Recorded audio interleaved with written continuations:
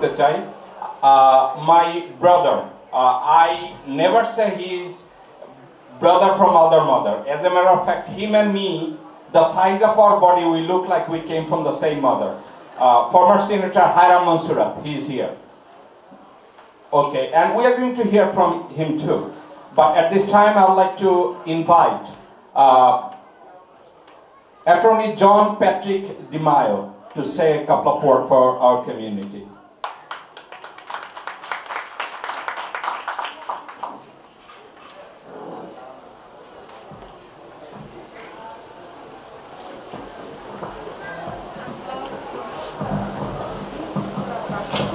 Well, it's a pleasure to be here. I'd like to talk for a few minutes about freedom. Now, you know, our government started with the Declaration of Independence when we said that all men are created equal, that they are endowed by their Creator with certain unalienable rights. That among these are life, liberty, and the pursuit of happiness. Many years later, John Kennedy, in his inaugural, said, "The same revolutionary beliefs for which we fought 175 years ago are still at issue around the globe. The belief that the rights of men come not from the generosity of state, but from the hand of God, and that we dare not forget that we are the heirs of that first revolution." Many years before, Franklin Delano Roosevelt held the country together with one sentence: "The only thing we have to fear is fear itself." 2 years after John Kennedy gave that extraordinary inaugural speech in Berlin, he said something beyond telling. He said, "Democracy is not perfect, but we never had to build a wall to keep our people in." Years later, Ronald Reagan summed it up in a single sentence: democracy and freedom. Mr. Gorbachev, tear down this wall. All of us today know that freedom is indivisible, and that freedom is a God-given right, and that the people of Bangladesh have the same rights as every other person in the world: the right to political freedom, the right to religious freedom, and the right to economic freedom. And we know that these four freedoms are indivisible. And we know that our champion, Jacob Milton, has been promoting these his whole life, and that he is a good and honorable man, and that he is happy for the people of Bangladesh, that they have the same freedoms that we share in this country. So to all of you I say, let us give thanks to our dear friend and mentor, Jacob Milton. What a wonderful word that historically John Patrick DiMaio shared. This is the knowledge that I always learn some of the things from John DiMaio. As a matter of fact, I meet attorneys every single day because I work with them. But sometimes I feel like some attorneys, they become teachers. They become the example of the society that people love to follow them. And John Patrick DiMaio is one of the attorneys, and I'm so proud to say that he is my elder brother. He's father figure to me. I love him. John, thank you so much. Okay, at this moment, I'd like to invite one of my friends who stand by Bangladeshi community for the last couple of months I'm working with. The attorney, I says, he speaks Japanese fluently. He went to the court almost every week, 3-4 times a week, in favor of the Bangladeshi clients. I'd like to ask Attorney Stanley Milton Wen to come to the podium.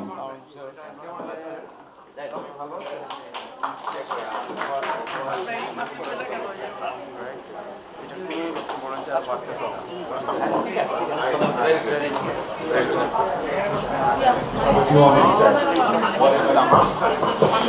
Well, if you will listen to me.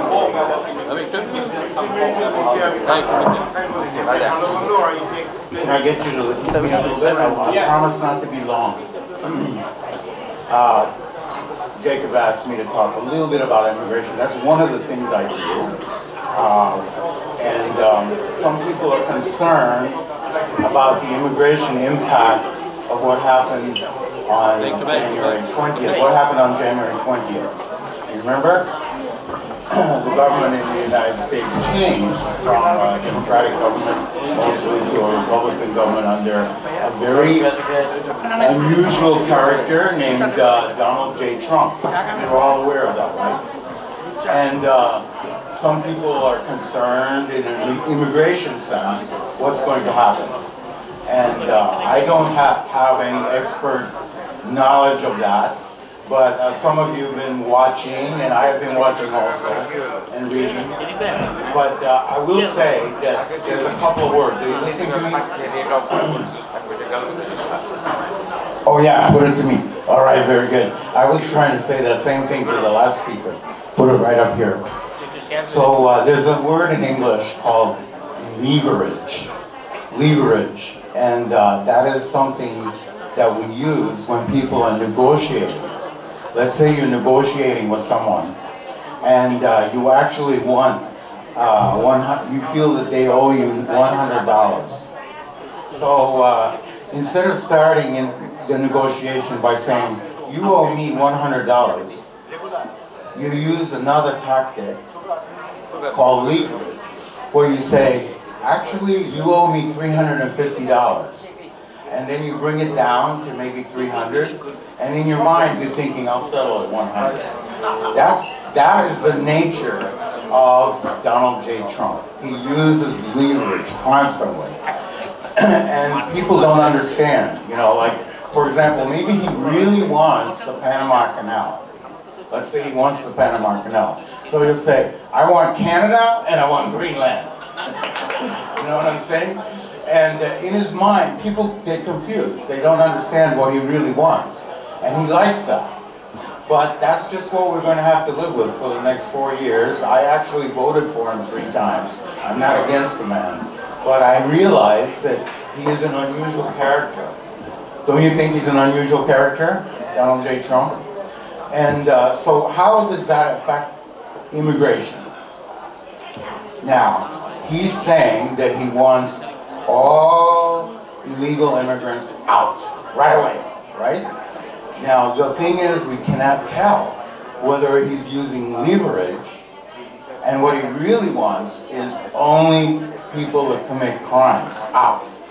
That might be what he wants, but we don't know. You have to wait and see. But as far as illegal immigration and illegal immigrants, there's levels of different types of illegal immigrants, and I hope you're not at the bottom level, but like there's one type of illegal immigrant where it's an overstay. You all understand what an overstay is. You come into the country and you just stay. You come in as a student, F1 visa, but you decide to stay. And you're hoping that one day you'll be able to marry an American citizen and correct the problem, right? There's a lot of people like that. Is Donald Trump trying to get rid of overstays? My best guess is probably not. And then, even though he'll say yes, and then the next level is someone that actually comes across the border without any legal entry at all. Is Donald J. Trump trying to get people that came across the border, I mean the Mexican border or the Canadian border, walking across without any papers whatsoever? Is he trying to get rid of those people? I think yes, he probably is.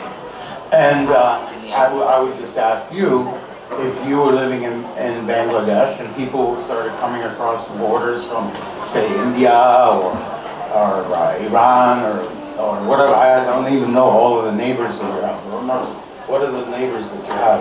India and Myanmar. Myanmar is the only neighbor? And India. Yeah, and if those people just started walking across, what would your thoughts be? Probably pretty similar to Donald J. Trump.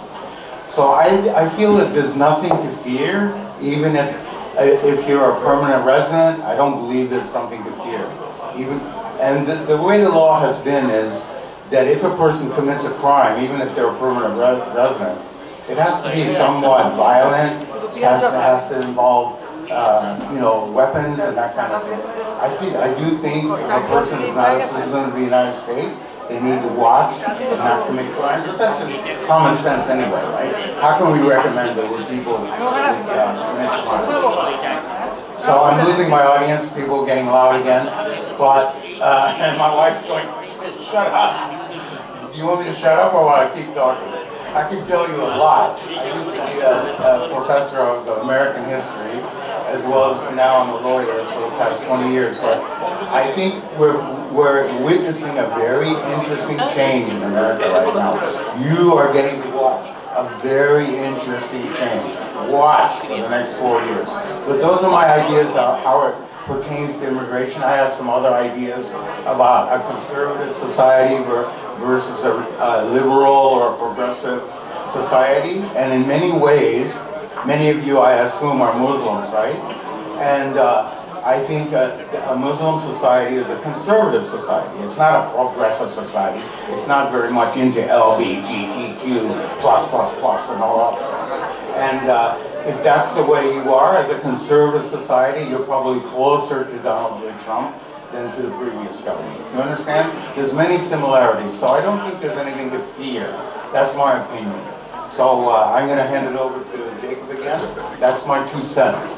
I would love to talk to each one of you individually and tell you what I think on an individual level someday. God bless. Thank you. আমি ইংরেজিতে বলছি না, আমি বাংলায় বলছি। আপনি দেখেন, এই যে উকিল এতক্ষণ ইমিগ্রেশন নিয়ে কথা বললো, তার কাছে যদি আপনারা ইমিগ্রেশন অ্যাডভাইসের জন্য যান, উনি $500 কমে কথা বলে না। এখন আমি ওনাকে ধরে এনেছি এখানে আপনাদের সামনে এই তথ্যটা দেওয়ানোর জন্য। আপনারা সবাই কথার মধ্যে ব্যস্ত। আমরা কিভাবে একজন আরেকজনকে হেল্প করব বলেন? আপনি কি জানেন, একটা কথা বললে আপনারা হেসে দিবেন, ও কি আমার দুলাভাই লাগে? ওরে আমি ধরেই আনছি আমাদের এই বাংলাদেশি কমিউনিটি যেন একটু উপকৃত হয়। আপনারা এই কথাগুলো এখানে শুনবেন এবং বাইরে গিয়ে কারোর সাথে শেয়ার করবেন। তারপরে ওর কথা শুনেন না, কিন্তু যখন কেউ অ্যারেস্ট হবে তখন ওর মতো উকিলের কাছে $500 কনসালটেন্সি দিয়ে যাবেন, কিন্তু এখানে বসে কথাটা শুনবেন না, কারণ এখানে তো কারো পয়সা চাওয়া হয় না। দুঃখের কথা বলি আপনাদেরকে, আমি লয়ার না, এই কথাটা আমি বহুবার প্রায় প্রতিদিন বলি যে আমি উকিল না। ওকে, তো ইমিগ্রেশন নিয়ে সবার ভয় ভীতি আপনাদের সবার আছে, আমারও আছে। আমার নিজের জন্য না, আমার বোনের জন্য না, আমার পরিবারের জন্য না, আমার কমিউনিটির জন্য। আমার কমিউনিটি, আমি নিউ জার্সি থেকে ফোন পিক আপ করেছি গতকালকে, বস্টন থেকে ফোন পিক আপ করেছি, টেক্সাস থেকে ফোন পিক আপ করেছি। আমার কোন এক ভাই অ্যারেস্ট হয়েছে, আইস তাকে পিক আপ করেছে। আবার ডোনাল্ড জে ট্রাম্প, উনি জানুয়ারির 20 তারিখে যেদিন ওথ নিয়েছেন, ওই দিনই একটা প্রোপাগান্ডা শুরু হয়েছে যে ব্রুকলিনে ফুলটন স্ট্রিটে 4 জন বাংলাদেশিকে গ্রেফতার করা হয়েছে। এটা নিয়ে বাংলাদেশের প্রত্যেকটা news paper and printing media, electronics media তারা প্রকাশ করেছে 4 জন বাংলাদেশি গ্রেফতার হয়েছে। আমি এনওয়াইপিডি তে চেক করেছি, ফাইনালি আইসে চেক করেছি, ফাইনালি শেরিফের অফিসে চেক করেছি যে নিউ ইয়র্কে আইস তখন কোনো অপারেশনই চালায় নাই। কিন্তু আমাদের কমিউনিটির একজন সো কল্ড অ্যাটর্নি, যিনি নিউ ইয়র্কে কোনো উকিলই না, মঈন চৌধুরী, উনি লাইভে গিয়ে অলরেডি বলে দিছে কেয়ারফুল থাকেন ব্যবসা বাড়ানোর জন্য, আতঙ্ক তৈরি করার জন্য। হাওয়ার আমি এখানে সমালোচনা করছি না, সঠিক তথ্যটা শেয়ার করুন লোকজনের সাথে। আমি একটা কাজ ভালো করি, আমি যেটা জানি না আমি ঠান্ডা মাথায় লোকজনকে বলি ভাই এই বিষয়টা আমি জানি না। আজকের এখন আমি বাংলায় আপনাদেরকে বলছি একটা কারণে, আমি এখানে যে 3 জন 4 জন সাদা লোক দেখছেন এরা সব ডোনাল্ড ট্রাম্পের ফলোয়ার, এবং এরা ইমিগ্রেশনে কোন এক সময় জাজ হিসাবে কাজ করেছে। এজন্যই আমি তাদেরকে এখানে তেল মেরে নিয়ে আসছি এবং আপনাদেরকে শোনানোর জন্য। এখন আপনারা যদি শুনেন শুনবেন, না শুনেন আমার আর কি করার। উনি একটা কথা বলেছে, সে কথাটা ছিল এই, অনেকে আমাকে জিজ্ঞাসা করেছে ভাই এখন নাকি অ্যাসাইলাম অ্যাপ্লিকেশন করা যায় না। আপনারা শুনে থাকবেন এর মধ্যে, কিন্তু একটা কথা বলি, ডোনাল্ড ট্রাম্প তার এক্সিকিউটিভ অর্ডারে বলেছে সাউদার্ন বর্ডার, অর্থাৎ কি জানেন, যারা বর্ডার দিয়ে টার্জান ভিসায় প্রবেশ করেছে উনি এই কথা বলে নাই যে B1 B2 বা কোনো ক্যাটাগরি ভিসা নিয়ে আমেরিকা প্রবেশ করার পরে কেউ অ্যাসাইলাম করতে পারবে না, উনি এটা বলে নাই। উনি বর্ডারের কথা বলেছে। এইমাত্র অ্যাটর্নি স্ট্যানলি এম ওয়েন উনি একটা কথা বলেছে, ডোনাল্ড ট্রাম্প এখানকার বর্ন সিটিজেন তাদেরকে নাগরিকত্ব দিবে না, এই ধরনের কথা হয়েছে। এখন আমি যদি আপনাদেরকে বলি একটা কথা, আমি কিন্তু উকিল না, বাট আমি ল স্কুলে গেছি। উনি বলেছে এখানে বর্ন যারা তাদের সিটিজেনশিপ দিবে না। আমি কি মনে করি ওনার এই এক্সিকিউটিভ অর্ডারটা টিকবে? আমি এই লিগ্যাল নেটওয়ার্ক রান করি 2 যুগের বেশি। আমার অভিজ্ঞতা থেকে আমি বলছি, আমেরিকান রাজনীতিবিদরাই মিড টার্ম ইলেকশনে এর বিরোধিতা করবে। আপনারা জাস্ট অপেক্ষা করেন এবং দেখেন। এখন এটা কি আশাবাদ? অফকোর্স আশাবাদ। স্ট্যানলি এম ওয়েন আরেকটা কথা বলছে যে আপনারা যদি কেউ ক্রিমিনাল কোনো অ্যাক্টিভিটিজের সাথে না জড়ায়া থাকেন, আপনাদের এত ভয় পাওয়ার কিছু নাই। এখন আরেকটা কথা, আপনার গ্রিন কার্ড আছে, অপরাধ করলে আপনার গ্রিন কার্ডটা ক্যান্সেল হতে পারে। আপনারা শুনলে অবাক হবেন, ইভেন আপনি ন্যাচারালাইজড সিটিজেন, আপনি কিছু কিছু অন্যায় করেন, আপনার সিটিজেনশিপ পর্যন্ত তারা রিভোক করবে। Therefore, স্ট্যানলি এম ওয়েন একটা কথা বলছে, একটু অপরাধ কর্ম থেকে, কোনো উল্টাপাল্টা কাজ করার থেকে আপনাদেরকে বিরত থাকতে বলছে। আরেকটা কথা বলছে, আপনারা ওভারস্টে করছেন, ভিসা নিয়ে এখানে আসছেন, ডোনাল্ড ট্রাম্প কি আপনাদের খুঁজতেছে ডিপোর্ট করার জন্য? স্ট্যানলি এম ওয়েন সে বলছে আপনাদেরকে ডোনাল্ড ট্রাম্প বা আইস আপনাদেরকে খুঁজতেছে না। সর্বশেষ এই ব্যাপারে আমি আপনাদেরকে একটা কথা বলি, কারো উপদেশ নিয়েন না। আমার এই কথাটাকে আপনারা মাইলস্টোন মনে করেন। ধরেন আপনি না, আপনার কোনো আত্মীয় আমেরিকায় আছে, তার কোনো অ্যাপ্লিকেশন পেন্ডিং নাই ইমিগ্রেশনে, তাদেরকে তাড়াতাড়ি কিছু একটা করতে বলেন। তাদের সেভ করার একটা মাত্র রাস্তা যে তাদের একটা অ্যাপ্লিকেশন পেন্ডিং আছে। আপনাদেরকে আমি একটা আমার অভিজ্ঞতার কথা বলি। বাবু নামে এক ভদ্রলোক এখানে ছিলেন এবং উনি প্রথম আলোর ইব্রাহিম চৌধুরী ওনার সাথে কাজ করতেন। উনি ওনাকে চেষ্টাও করেছেন। ইব্রাহিম চৌধুরী কমিউনিটির একজন শুভাকাঙ্ক্ষী। উনি অনেক সময় অনেকে বিপদে যখন পড়ে, ইব্রাহিম চৌধুরী লোকজনকে আমার কাছে নিয়ে আসে। ওই বাবু নামের ভদ্রলোক কবিতা লিখতেন, প্রথম আলোতে লিখতেন। তো আমার কাছে নিয়ে আসলেন, এসে বললেন জেকব ভাই, এই লোকটার একটা প্রবলেম আছে। ইব্রাহিম ভাই আমাকে রিকোয়েস্ট করায় আমি ওনার ফাইলটা রিভিউ করলাম, আমার 2 জন অ্যাটর্নিকে দিয়ে আমি রিভিউ করাইলাম। করানোর পরে আমি ওনাকে বললাম আপনার নামে একটা ডিপোর্টেশন ফাইনাল হয়ে আছে, আপনার নামে এখন এই মুহূর্তে কোর্টে হাজিরা দিতে গেলে আপনাকে ওরা ওখান থেকে বাইন্দা বাংলাদেশে পাঠিয়ে দেবে। এখন কষ্টের কথাটা বলি, আমি তাকে এই কথা বললাম। এই বাবু সাহেব মঈন চৌধুরীর কাছে গেলেন, উনি ইব্রাহিম চৌধুরীর কথা এবং আমার কথাকে মূল্য দিলেন না। উনি ইব্রাহিম চৌধুরীর কাছে গেলেন, আই এম সরি, মঈন চৌধুরীর কাছে। উনি বললেন না না না, 26 ফেডারেল প্লাজা গেলে আপনাকে আরেকটা ডেট দিবে। তো মঈন চৌধুরী একটা বুদ্ধিমানের মতো কাজ করছে, উনি কেসটা নেয় না। এই কেসটা নিছে আপনাদের সবার অতি জনপ্রিয় এক মহিলা, তার নাম নার্গিস আহমেদ। উনি নাসরিন আহমেদ, উনি যার সাথে কাজ করে অ্যাটর্নি, তার নাম খগেন্দ্র ছেত্রী মেত্রী কিছু একটা আছে, আমি ঠিকমতো উচ্চারণ করতে পারি না, আমাকে মাফ করবেন। এই নাসরিন আহমেদ, আমি কি ঠিক বলছি? নাসরিন আহমেদ, এই নাসরিন আহমেদ এই বাবু নামের লোকটার কাছ থেকে $13,000 নিলেন, নিয়ে বললেন আসেন আপনাকে একটা ডেট নিয়ে দেই। এরপরের স্টোরিটা শুনেন। এই বাবু সাহেবকে নিয়ে 26 ফেডারেল প্লাজায় গেলেন। ফেডারেল প্লাজায় যখন তার আইডিটা দিছে যে সে বাবু, সাথে সাথে আইস যখন তাকে হাত ধরছে, নাসরিন আহমেদ এবং ছেত্রী মেত্রী পিছন থেকে সরে গেছে, এটা আর নাই।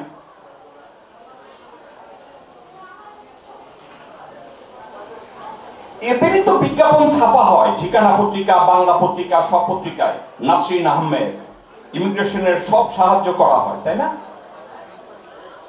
এই ভদ্রলোক ইমিগ্রেশন ছেলে বসে ইব্রাহিম চৌধুরীকে ফোন করেছে, আমাকে কল করেছে। তা আমি বললাম, আপনি ওখানে গেছেন কেন একটা অ্যাপ্লিকেশন করা ছাড়া? আমাকে নাসরিন আহমেদ বলছিল, আমি তাকে এত টাকা দিছি। তো এখন আমাদের এই কথাগুলো কেন বলছি জানেন? আর আবার লোক আসছে, এসে বলছে আমি এন মজুমদারকে $14,000 দিছি, আমার ফাইলই এখনো করে নাই। তো আমি বলছি, আপনি এন মজুমদারকে আপনি $14,000 দিচ্ছেন? সত্য কথা। বলছে এই ভাই ক্যান্সেল চেক। তো আমি বললাম, এন মজুমদারের মতো লোক যে এক লাইন ভালো বাংলা ঠিক মতো বলতে পারে না, গ্রামাটিক্যালি মিস্টেক করে, তারে যদি কেউ 14,000 টাকা দেয়, তার ডিপোর্ট হওয়াই উচিত। তার এখানে থাকার দরকার না। $14,000 দেয় মানে আমি তো অবাক হয়ে যাই। আর আমার কাছে যখন আসে, তখন লিগ্যাল নেটওয়ার্কে আসলে কি হয় জানেন? ভাই আমি ব্যাংকরাপসি করছি, আমার টাকা সবাই মাইরা খাইছে, আমার কাছে আর পয়সা নেই। তখন কি করে? হঠাৎ করে আমি একটা ফোন পাই, আমার এক বড় ভাই, ওনার নাম শাহনেওয়াজ, যে ভাই একটা বিপদে পড়া লোককে পাঠাইছে, একটু দেখেন তো।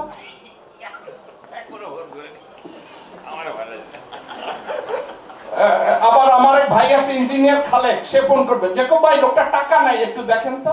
কিন্তু যখন টাকা থাকে, তখন মোহাম্মদ এন মজুমদার, মঈন চৌধুরী, নাসরিন আহমেদ, খগেন্দ্র ছেত্রী মেত্রী। কনক্লুশন একটা, আমি একজন উকিলের সাথে কাজ করি না। লিগ্যাল নেটওয়ার্কে 13 জন 14 জন অ্যাটর্নি কাজ করে। এন্ড আমার প্রথম কথা, I do not claim myself that I am an attorney, because I am not. আমি উকিল না। আমার সাথে যারা কাজ করে তাদের ভিতরে one of the attorney John Patrick DiMaio, another attorney Stanley M. Wynette, then there is another 34-40 attorneys that I am working with. একটা কথা আপনাদেরকে বাংলায় বলি, আমি যে কোনো একজন উকিলকে ফর্ম ফিল আপের জন্য ব্যবহার করি না, আবার অন্য একজনকে ডিপোর্টেশন কেসে দেই না। It's an art. আমি জানি এই সমস্যাটা আমার কোন উকিল ভালো ফেস করতে পারবে। আমি আপনাদেরকে ঠান্ডা মাথায় একটা কথা বলি, লিগ্যাল নেটওয়ার্কে গেলেই যে একটা কেসের সমাধান হবে তা কিন্তু না, কিন্তু একটা কেসকে বুঝছেন।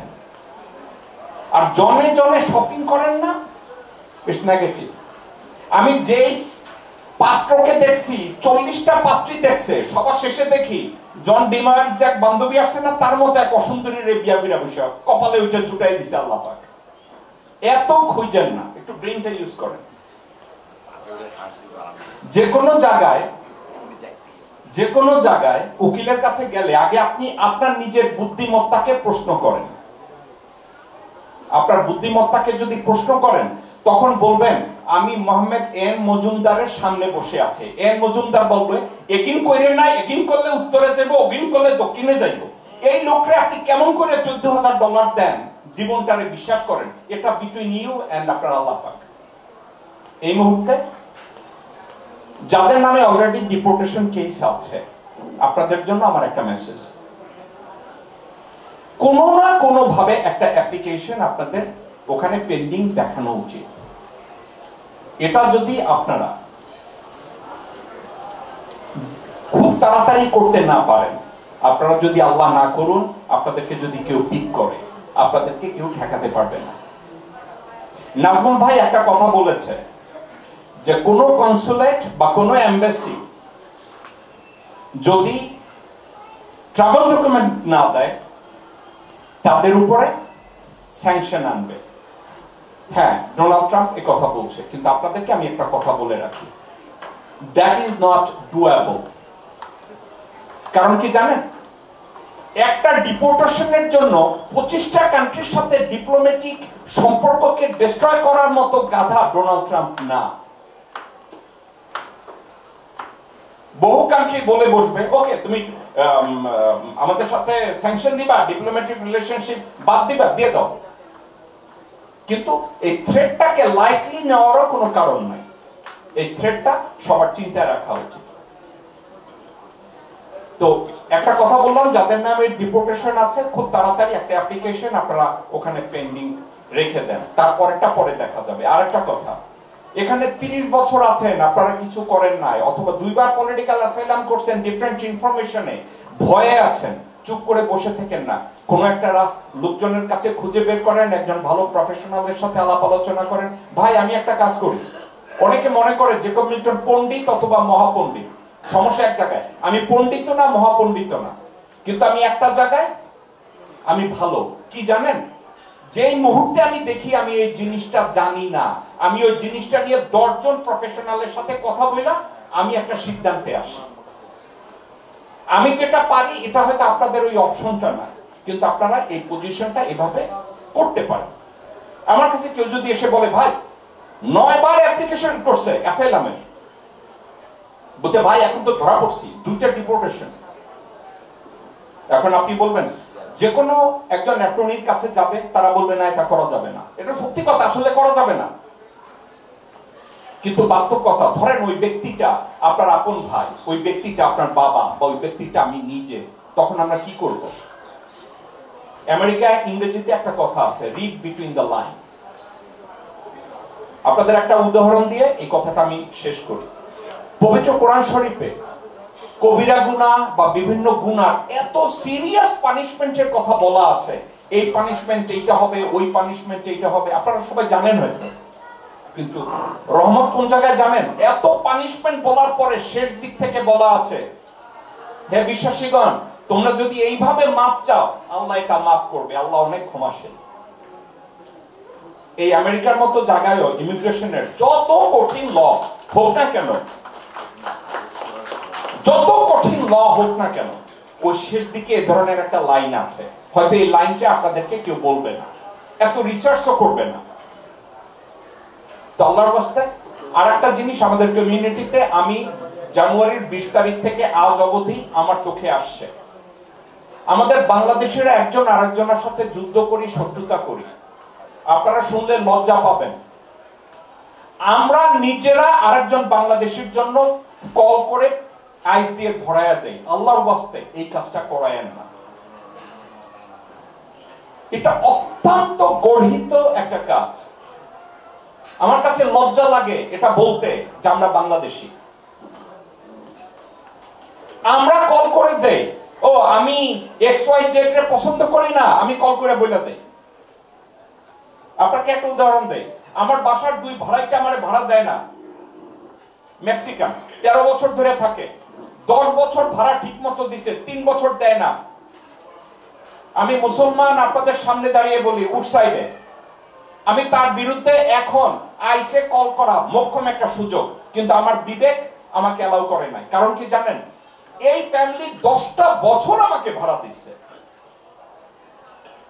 আর আপনারা বাংলাদেশি, নিজের আমরা মুসলমান দাবি করি, আমরা কল করে দেই আইসকে। আর একটা কথা, আমরা এই ধরনের অনুষ্ঠান প্রায় যাই, সবাই শুধু গলাবাজি করি, সবাই কাকে ভালো বলবো, কাকে খারাপ বলবো, কে কত বড় community activist.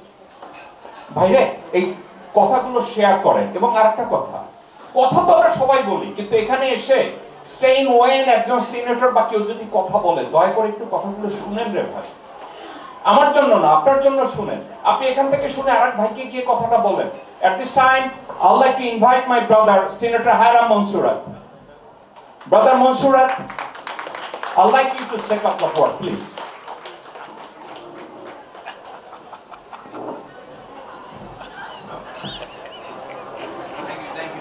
Thank you, brother. Thank you. I couldn't see you.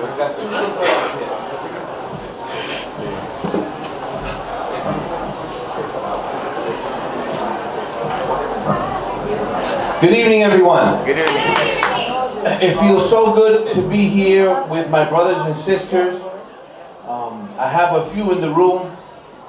Number one, brother Jacob Milton and the Legal Network that has done so much for our community here in Jackson Heights, in Corona, and Elmhurst, and East Elmhurst, and Woodside. All I can say is, how many years have we been with the network? It's since 1994. Wow, 30 years. 30 years giving service to our community. And so I want to say thank you to the person who had the vision of putting this network together to bring good legal services to our community. And I'm going to ask for an applause for Brother Jacob Milton. Thank you. To my friends, Shana Waz, another great leader, business entrepreneur, leader in our community, political person. We are very honored that you're here with us also with your beautiful wife. We thank all the voters of Queens who a few short years ago elected the first Bangladeshi judge to the New York State Civil Court with Soma Sayed, who's here with us. Soma, stand up, please. She is an icon for this community, and we worked very hard to make sure she got there. And one day soon, we're going to be seeing her elevated to the state Supreme Court. That's what we believe, inshallah. All right. I want to thank all of you for being here tonight. You know, these are times where people have many questions and concerns about what is the future of this very large immigrant community in Queens and throughout the city of New York, with the Bangladeshis, the Latinos, the broader South Asian diaspora, and all the other groups. And what I would tell you is that here in the city of New York, our city has protections for all those who live here. That is, the city agencies work with the community and don't divulge information to any other agencies. I want you to understand that. There have been a lot of rumors and a lot of fear about people going to school and going to the hospital, shopping. No one should have those kind of fears in New York City. It is true that there are a certain percentage of people who have come here who have dedicated themselves to doing the wrong thing and things they shouldn't be doing, and the authorities will deal with that. But the overwhelming majority of the community here is hardworking, and I will say particularly in the Bangladeshi community, hardworking, good people who have lifted up our community. The Bangladeshi community came into Queens. I have lived in Queens since I'm 5 years old. And I will tell you that every place the Bangladeshi community came in, the neighborhood went up. Every place.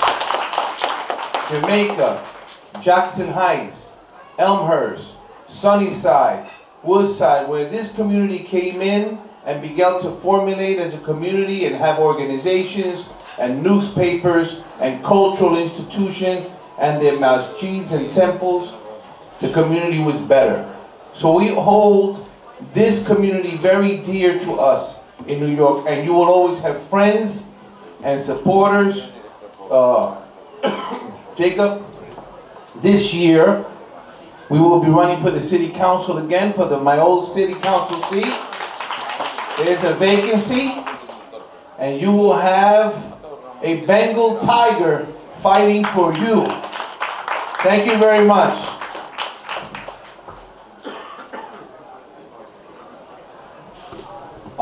Former senator and former city council member Hiram Mansurat within our community, and আমি বাংলায় বলি, আমি বাংলায় ইচ্ছে করেই কথাটা বলি। 1994 সাল থেকে আজ অবধি বাংলাদেশের বিভিন্ন কাজে আমি ওকে যখন ডাকছি, রাত 2:30 পর্যন্ত আমি কল করে দেখছি, সে হাজির হয়ে গেছে। শাহনাজ ভাই ও সম্পর্কে জানে। শাহনাজ ভাই ধীরে ধীরে টের পাইছে।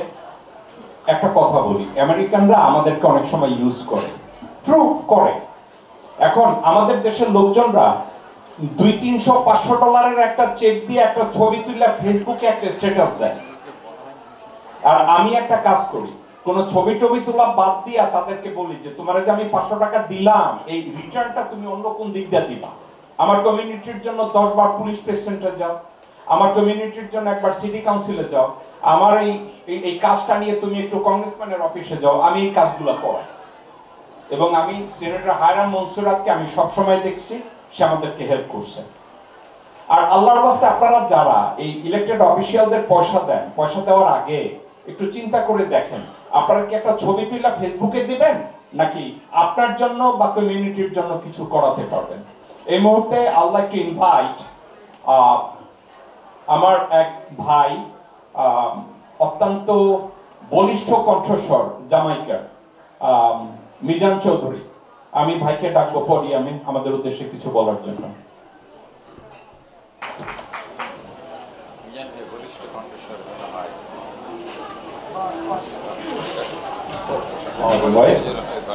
আসসালামু আলাইকুম, কেমন আছেন আপনারা সবাই? দুইজন মাত্র বলছে ভালো আছি। কাম অন গাইস, কেমন আছেন আপনারা সবাই? আচ্ছা, আপনারা সবাই কি জ্যাকব ভাইয়ের কথা পছন্দ হচ্ছে? হ্যাঁ, হচ্ছে না? না, অনেকেই হয়তো জ্যাকব ভাইয়ের কথা পছন্দ হচ্ছে না। অনেক সময় আমি আমার ভাইয়ের কথা অনেক সময় ভালো লাগে না, কিন্তু জ্যাকব ভাই সব সময় হি টক্স রিয়েল। সে সত্যি কথা বলে এবং সে কমিউনিটির জন্য ভালো করতে চায়। আমি মিজান চৌধুরী, থ্যাংক ইউ। আপনি বললেন যে জ্যামাইকার কণ্ঠস্বর। ইনশাআল্লাহ আমরা চাই বাংলাদেশি কমিউনিটি শুধু জ্যামাইকাতে না, কুইন্সের বিভিন্ন জায়গায়, কারণ 33% queen's residents are South Asian, Indo-Caribbean, Guyanese, just like you and me. কিন্তু আমাদের ইলেক্টেড অফিশিয়াল মাত্র একজন অথবা দুইজন। We were very excited to elect my wife with Jacob Bhai's help, Hiram's help, as a Queens County Civil Court judge with 165,000 plus votes. আমরা যখন সোমা সাহেবকে ইলেকশনে রান করাই, আমাদের কমিউনিটির অনেকেই বলছেন যে it's impossible to do, but I was sitting down with Jacob Bhai and Hiram and talked about it, and they said, you know what, we can do it. We worked together and inshallah we did it. Now আমি just এক minute সময় নিব এবং I want to talk about the legal network, because legal network actually they do a lot of good work. Not like he said that he doesn't like to go to the TV, he doesn't like to take pictures, and সে মানে চায় না যে বাংলা পত্রিকাতে অথবা অন্যান্য পত্রিকাতে ফ্রন্টে ছবি দেয়। That's not what he is.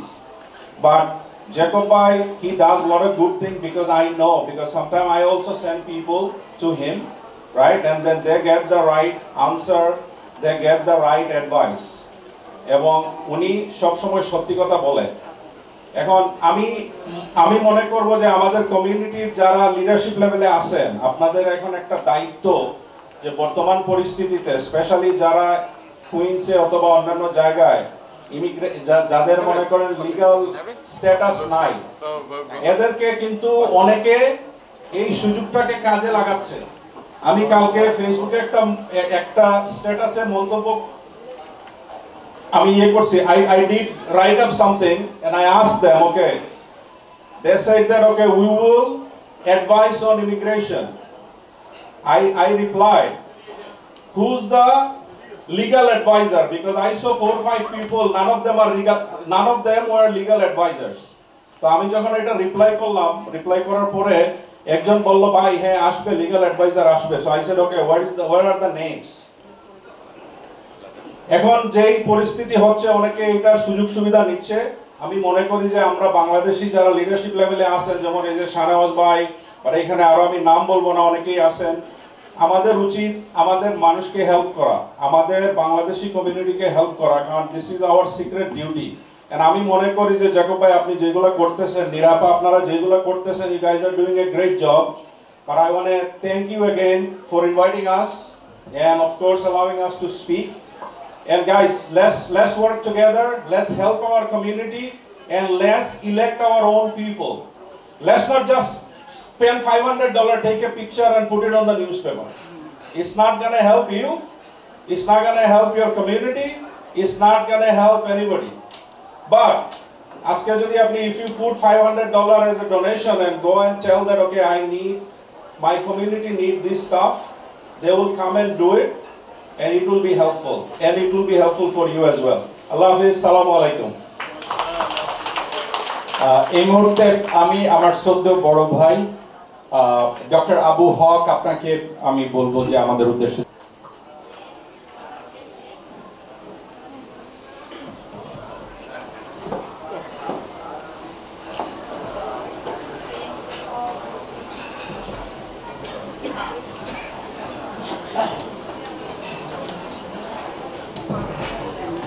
Assalamualaikum everybody, good evening. I'll not take much time, it's not my parties, but a couple of things I will tell you.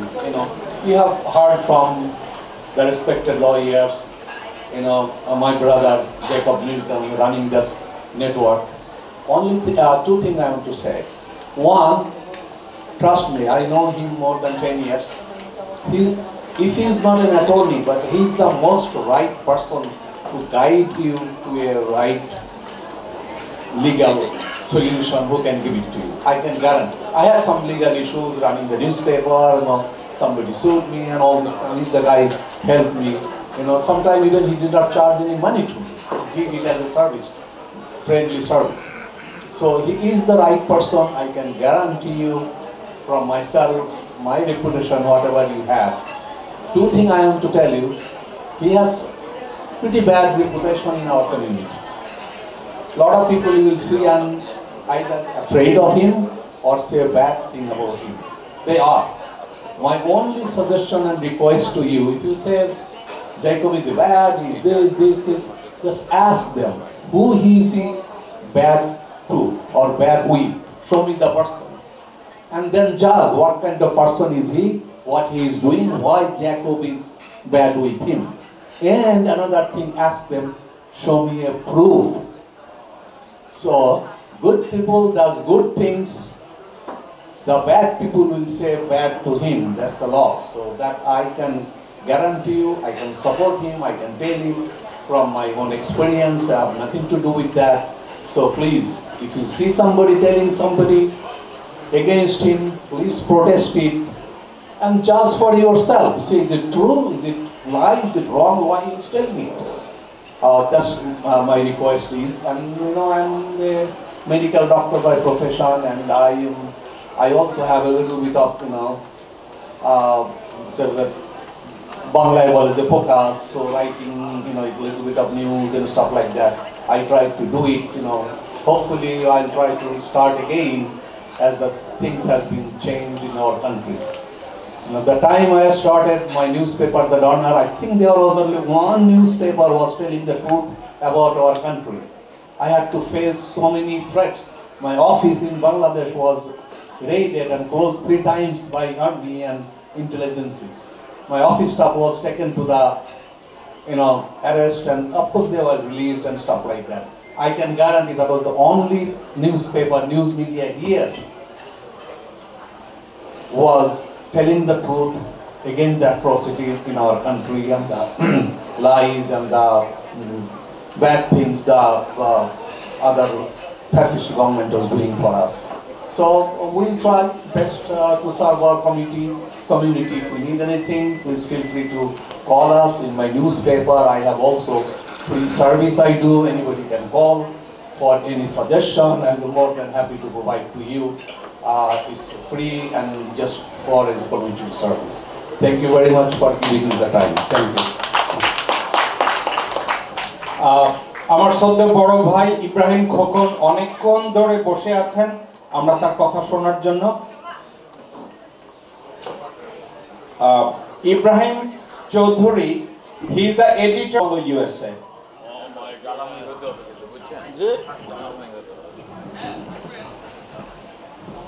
অনেক ধন্যবাদ।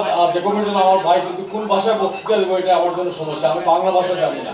আমার জন্ম সিলেটে, তো আমার জন্মের পরে আমার বাড়িতে আমি আমরা সিলেটি কথাবার্তা বলি। তো আমার মা একজন হুজুরের কাছে পাঠানো আরবি পড়ার জন্য।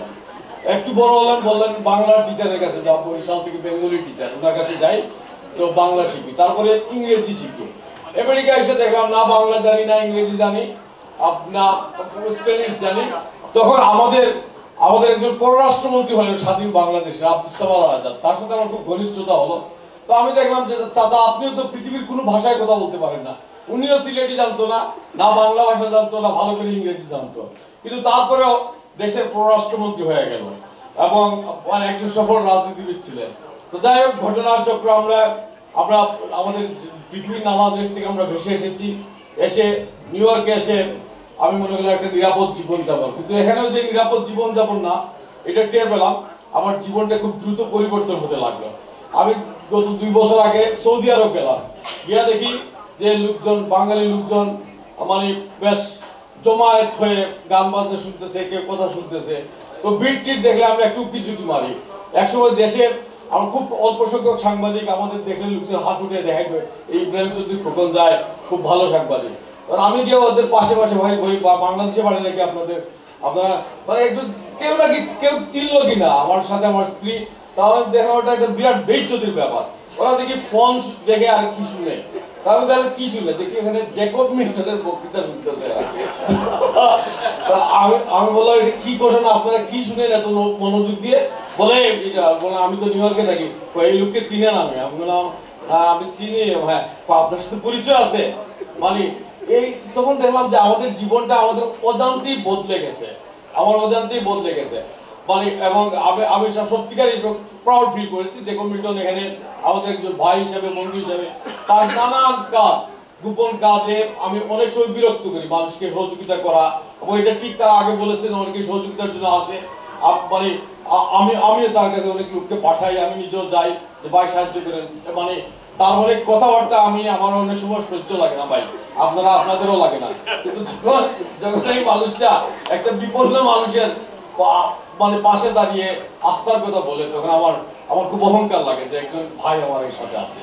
আর আমাদের জীবন যে শুনেন, এই যে স্বৈরাচারের বিরুদ্ধে আন্দোলন, গণতন্ত্রের লড়াই, এটা একটা চলমান লড়াই। শুনেন আমি গত 30 বছর আগে যে আমার স্বাধীনতা হারিয়েছি, আমার ঘরে আমি সত্য কথা বলতে পারি না, আর বাইরে বলবো কেমনে? আমার বিয়ের 30 বছর হয়ে গেছে, বুঝছেন?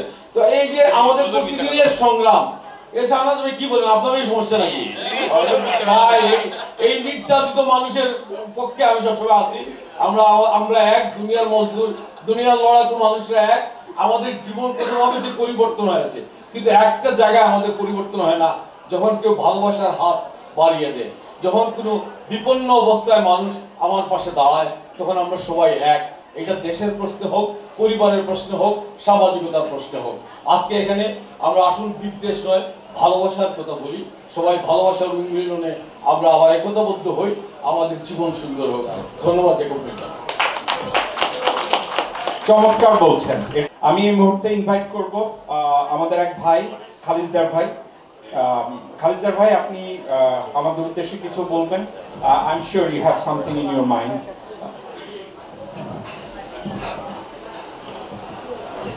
আসসালামু আলাইকুম, আমার নাম সাহেব খালিজদার। আমি নিউ ইয়র্কে অনেক বছর ধরে থাকি, কিন্তু বাংলাদেশি কমিটির সাথে আমার খুব একটা সম্পৃক্ততা ছিল অনেক আগে, 20 বছর আগে, যখন আমি ইয়র্ক কলেজে লেখাপড়া করতাম। সেখানে স্টুডেন্ট গভর্নমেন্ট এবং বাংলাদেশ কমিটির সাথে আমি জড়িত ছিলাম। আমরা সেই সময় বাংলা ডিবেট বা এগুলো অনেক কিছু করেছি, আমাকে চিনবেন না অনেকেই। কিন্তু আমার রি-ইন্ট্রোডাকশন হচ্ছে ইউথ কমিউনিটিতে। রিসেন্টলি আমাকে বাংলাদেশের একটা রাজনৈতিক দল এবি পার্টি, তার চিফ কোঅর্ডিনেটর হিসেবে এখানে আমাকে দায়িত্ব দেওয়া হয়েছে। তারই সুবাদে আমার পরিচয় হয় জ্যাকব মিল্টন ভাইয়ের সাথে এবং ডাক্তার হুকের সাথে। একটা জিনিস আমার কনফেশন করতে চাচ্ছি, সেটা হচ্ছে ওনার ব্যাপারে আমি অনেক কথা শুনেছিলাম। ওনাদের অফিসে যাওয়ার পরে উনি এবং ওনার বোন, ওনাদের যে ব্যবহার, যেটা উনি যার সাথে যেভাবেই যে কথা বলুক না কেন, যার ব্যাপারে যাই বলুক না কেন, আজকে অন্তত আমি দেখলাম যে উনি সবাইকে বলছে আমার বড় ভাই। মানে ওনাদের এই যে আন্তরিকতাটা আমাকে বিমোহিত করেছে।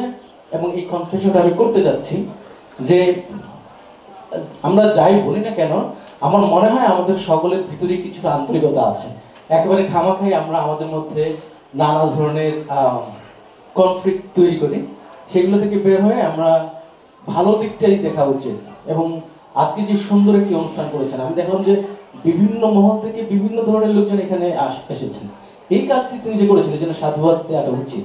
এবং ওনার বোনের আরেকটা জিনিস আমি দেখলাম, একবার দেখা হলো এবং তাতেই কিন্তু উনি আমার সম্পর্কে জানেন। আমি দেখা হয়েছিল, নাম ধাম সব কিছু উনি জানেন। এই ব্যাপারটা দেখে আমি বেশ মুগ্ধ হয়েছি। আমাদের মধ্যে এইরকম আন্তরিকতা, এই যে আমরা এখানে সবাই আসছি, আমি সবাইকে বলি, কিরে ভাই, একজন আরেকজনকে জিজ্ঞাসা করেন আপনি কেমন আছেন? না, আমরা তো জানি না।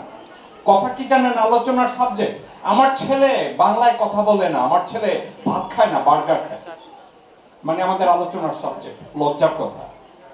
এবার আমি এখানে এসে আমাদের উদ্দেশ্যে কিছু বলার জন্য আমি আহ্বান করব শাহনাজ লিপি আপু, আপনি বোধহয় আমাদের অনুষ্ঠানে প্রথম এসেছেন, আসুন যদি আমাদের উদ্দেশ্যে আপনি কিছু বলেন আমাদের কমিউনিটি নিয়ে। প্লিজ হাত জাগাবেন না, আপনার বাড়ি নোয়াখালী না আর আমার বাড়ি পশ্চিমবঙ্গে না, আসেন।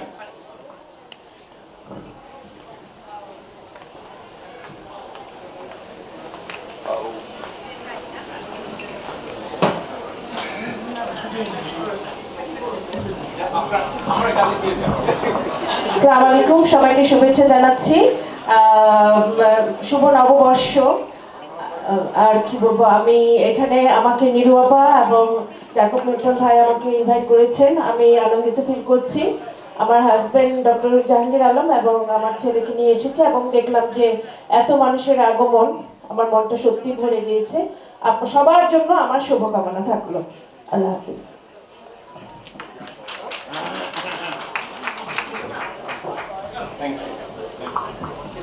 আমি খুব সংক্ষিপ্তভাবে এই মুহূর্তে তাড়াতাড়ি আসবো, যদি আমাদের উদ্দেশ্যে কিছু বলেন। হাজী নুরুল ইসলাম সাহেব, হাজী ইসলাম সাহেব, আপনি যদি আমাদের উদ্দেশ্যে কিছু বলেন। আমি হাজী ইসলাম সাহেব সম্পর্কে বলি, উনি খুব ভালো লেখেন, একজন বিশিষ্ট মুক্তিযোদ্ধা। মুক্তিযুদ্ধের সময় উনি ইন্ডিয়ায় গিয়ে একটা মুক্তিযোদ্ধা ইউনিট তৈরি করেছেন, ওখানকার কমান্ডার ছিলেন। এবং ওনার আরেকটা পরিচয়, হাসিনা শেখ যেই বছর বিএ পাস করছে উনি ওই বছর বিএ পাস করছে।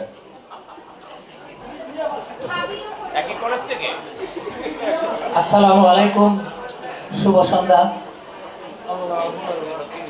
উপস্থিত কমিউনিটির সম্মানিত ব্যক্তিবর্গ তথা এই প্রবাসী প্রিন্ট মিডিয়া ও ইলেকট্রনিক মিডিয়ার কর্ণধার এবং প্রতিনিধিবৃন্দ, আজকে আমরা সমবেত হয়েছি লিগ্যাল নেটওয়ার্কের এবং উই আর দি পিপলের উদ্যোগে নববর্ষ উদযাপন করার জন্য। এতক্ষণ আপনারা লিগ্যাল নেটওয়ার্কের কর্মকাণ্ড সম্পর্কে অবশ্যই অবহিত হয়েছেন, যদিও আমি এই ব্যাপারে কিছু বলার নেই। তবে জ্যাকব মিল্টন লিগ্যাল নেটওয়ার্কের যে সার্ভিসটা দিচ্ছে, এটা কমিউনিটির জন্য অত্যন্ত সৌভাগ্যজনক ব্যাপার। আমি জ্যাকব মিল্টনের সাথে জড়িত হয়েছি উই আর দি পিপল, তার একটা ইউটিউব চ্যানেল আছে। বাংলাদেশের বাইরে যে কটা ইউটিউব চ্যানেল বাংলাদেশের স্বৈরাচারকে উৎখাত করার জন্য যে ভূমিকা রেখেছে, জ্যাকব মিল্টনের উই আর দি পিপল সেই ভূমিকাই রেখেছে।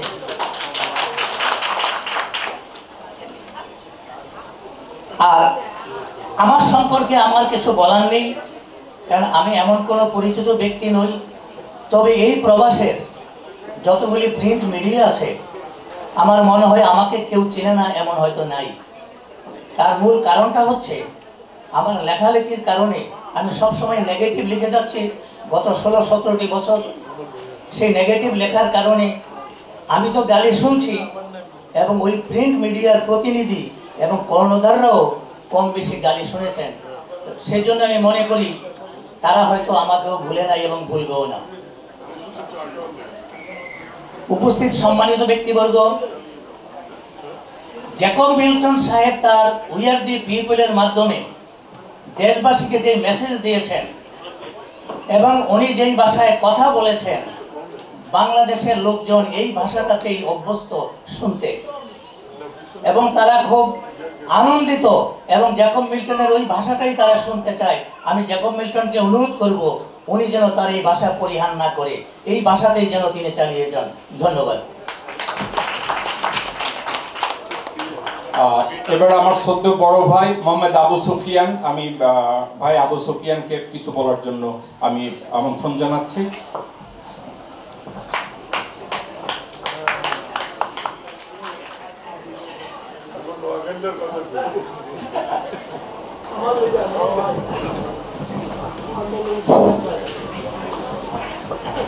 বিসমিল্লাহির রহমানির রহিম। আজকে এই লিগ্যাল নেটওয়ার্ক প্রধান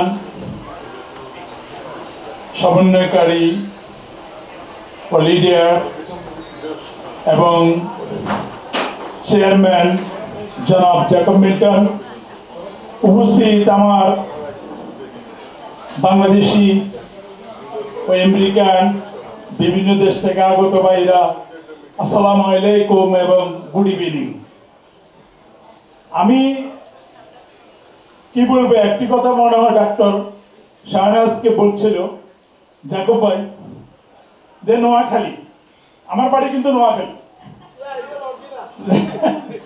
কিন্তু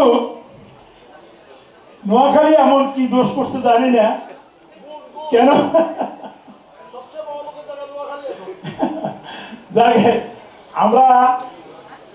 আমি অনেক বছর পর্যন্ত জাকব ভাইয়ের সাথে জড়িত। আমরা এই অনুষ্ঠানটা একবার আমরা ব্রুকলিনে করেছিলাম অনেক বছর, 6-7 বছর আগে।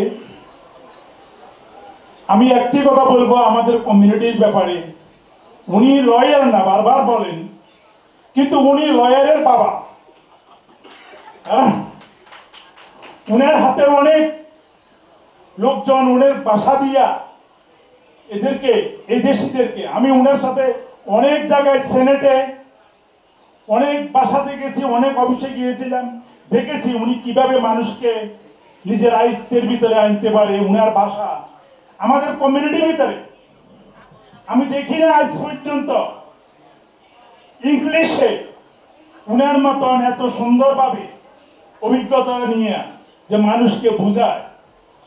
তো অতএব ওই লোকের আমাদের দরকার আছে।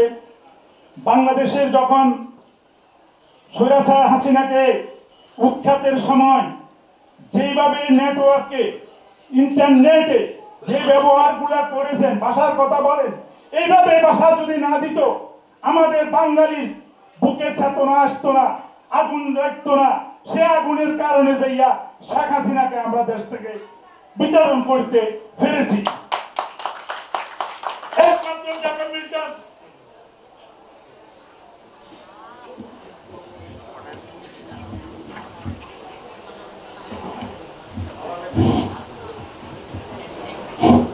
একমাত্র জাকব মিল্টন যেভাবে আমাদের বাংলাদেশকে জন্য, আমাদের জনগণের জন্য সুযোগ সুবিধা করে দিয়েছেন, উনাকে আমার অন্তর থেকে আমি ধন্যবাদ জানাই।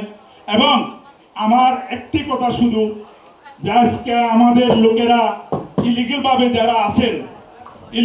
যারা আছেন তারা কিন্তু আপনার কাজে কর্মে যাইতে পারতেছে না।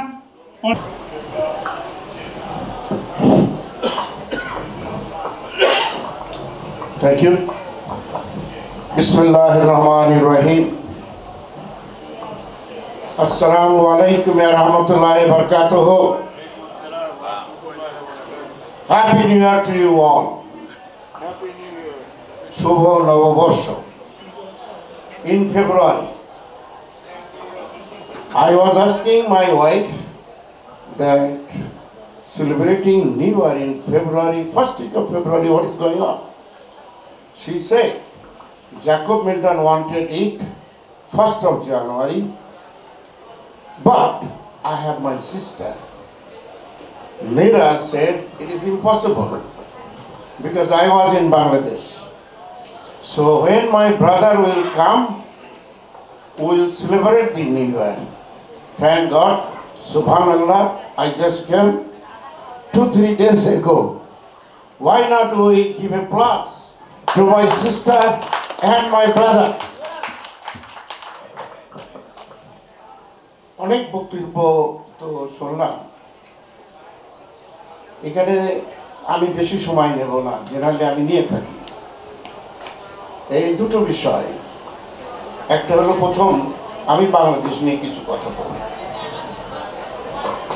আমি প্রায় 2.5 মাস ছিলাম বাংলাদেশে, এবং জাকব মিল্টন কত পপুলার বাংলাদেশে, যদি জাকব মিল্টন নিজে যায় তাহলে সে বুঝবে। তার জন্য এটা জোরে হাততালি দেন। সম্ভব তো তার গালিগালাজ কেউ ভুলিনি, আমাকেও বলছে যে আপনাকেও দেখেছি যে জাকব মিল্টনের সাথে আপনি সুর মিলিয়েছেন, ইংরেজিতে বলেছেন, বাংলায় বলেছেন, বহুদিন থেকে।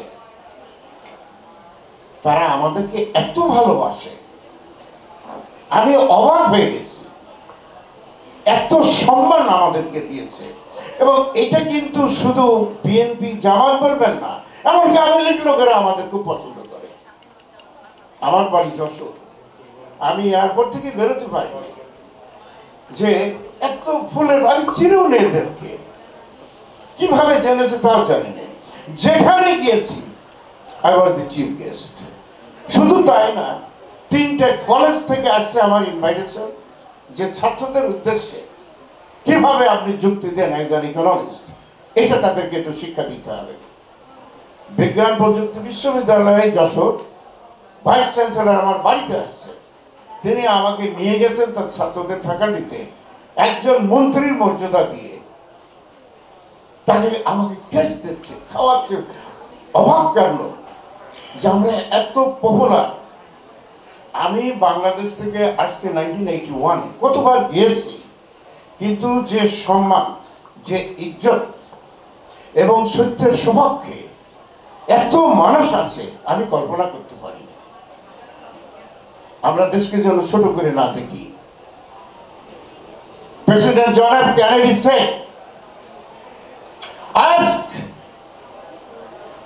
not what your country can do for you, ask what you can do for your country. এর থেকে বড় কথা আর হয় না। অবশ্যই আপনাকে দেশে ভালোবাসতে হবে। দোষ ধরা খুব সহজ। দেখুন, এই 1981 আমি আসছি, আমার গ্রামের বিদ্যুৎ আমি নিয়ে গেছি 30 বছর আগে।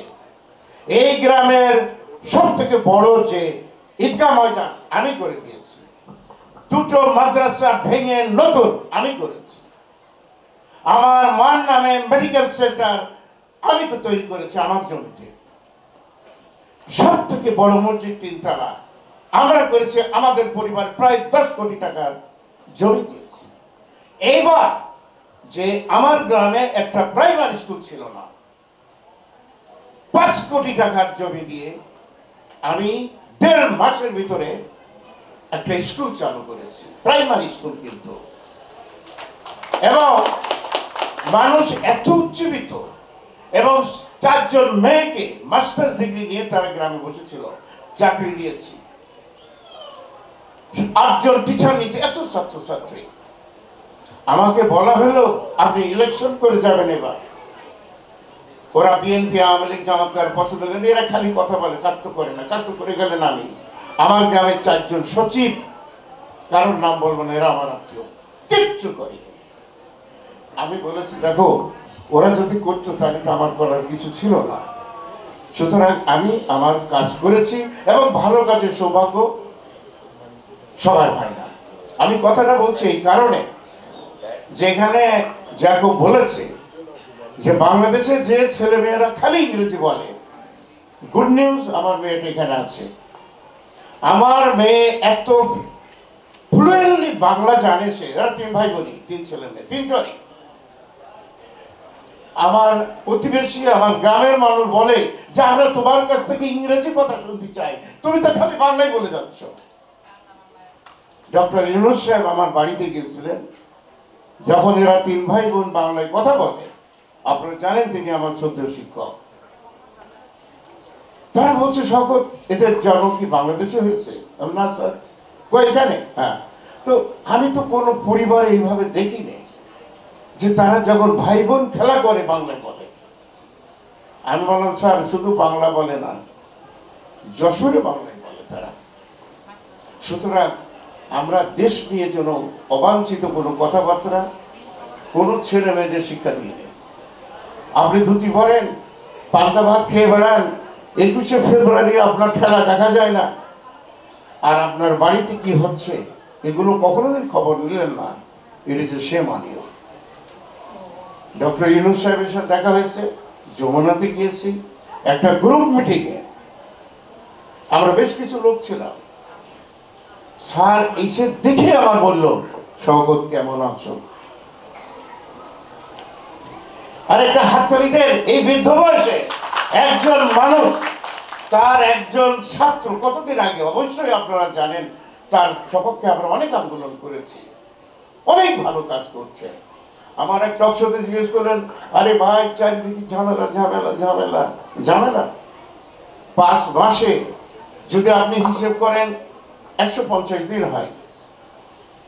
আমি বলেছি 150,000 কোটি টাকা এদেশ থেকে পাচার তিনি বন্ধ করেছেন। ওনার কোনো কাজের আমার দরকার নাই, উনি ওখানেই থাকুক, পাচার বন্ধ হবে। বহু উপদেষ্টার সাথে আমার দেখা হয়েছে, কথা হয়েছে। মন্ত্রণালয়টি সবসময় আমাকে যেতে হয়েছে কাজের জন্য। ভাই, যে স্কুলটার কথা বলেছি, বিদ্যালয়হীন গ্রামে একটি বিদ্যালয়, কুয়েতের পয়সায় হাসিনা এই প্রোগ্রামটা করেছিল। আমি প্রায় 12 বছর আগে অ্যাপ্লিকেশন করেছি, যেহেতু আমার গ্রামে কোনো বিদ্যালয় ছিল না। সেটাকে বাদ দিল, কারণ আমার ইকোনমিক ভিউ, পলিটিক্স তো আমি খুব কম করি, অবশ্য পলিটিক্স না জানলে তো ইকোনমিক্স হওয়ার প্রয়োজন নাই তার, কিন্তু আমার নামটা বাদ দিয়ে দিল আমার গ্রাম থেকে। আচ্ছা, ছোট বাচ্চাদের ভিতরে কোনো বিএনপি, জামাত, আওয়ামী লীগ আছে? আমি অত্যন্ত খুশি। I want to go back Bangladesh again. আমরা যারা কথা বলি, জ্যাকব মিল্টন সহ, আমরা নেওয়ার জন্য কিছু যাইনি বাংলাদেশে, আমরা চাই দেওয়ার জন্য। হ্যাঁ, অসুবিধা আছে অ্যাডভাইজারদের ভিতরে, তাদের সাথে আমার বহু কথা হয়েছে। সবচেয়ে ভালো তা না, অ্যাডভাইজার যায় আসে, চলে যাবে, অনেকে বাদ করবে, কিন্তু ডক্টর ইউনূস সাহেব আছে বলে ক্ষমতায় আপনারা এখনো এই দেশটাকে সুন্দরভাবে পরিচালনা করতেন। কত রকম ষড়যন্ত্র, কত রকম মুনাফিকি, বেঈমানি তার বিরুদ্ধে করা হচ্ছে, তিনি গিভ আপ করেননি। আমরা কোনো পলিটিক্যাল আলোচনা আর আজকে করবো না। জ্যাকব মিল্টনকে আমি শুধু একটু অনুরোধ করব যে হঠাৎ করে টোল ডাউন করলে হবে না, আমাদের ওয়াচ করতে হবে। যেই ক্ষমতার অপব্যবহার করবে, যারাই করুক, বিদেশ থেকে আমরা বড়জোর, আমি বলেছি বারবার দেশে যেয়ে, যে আমরা মাত্র 30 জন লোক এই কথাগুলো বলি, আপনি হিসেব করে দেখবেন। হয় ফ্রান্স, পিনাকি দাদা থেকে শুরু করে আমাদের ইলিয়াস, আমাদের জ্যাকব, আর আমরা আছি অ্যানালিস্ট হিসেবে, মাত্র 30 জন লোক।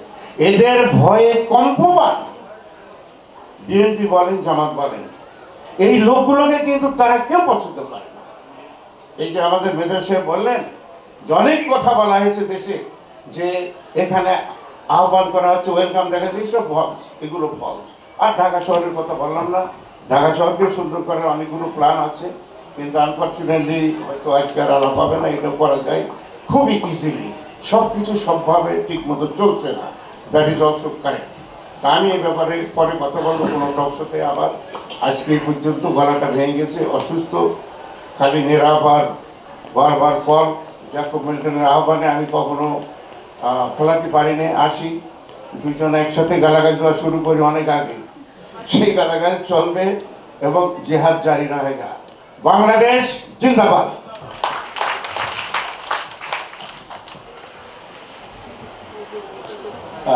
শওকত ভাই সম্পর্কে আমার নিজের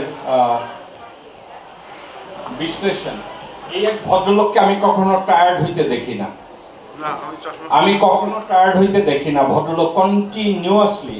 আর একটা কথা আমি দেখছি যে আমরা বলি না যে এটা বললে আমার পরিবারের সদস্যদের এই ক্ষতি হবে, আমি এখানে বসে কথা বলছি না, আমি দেশে আমার আব্বু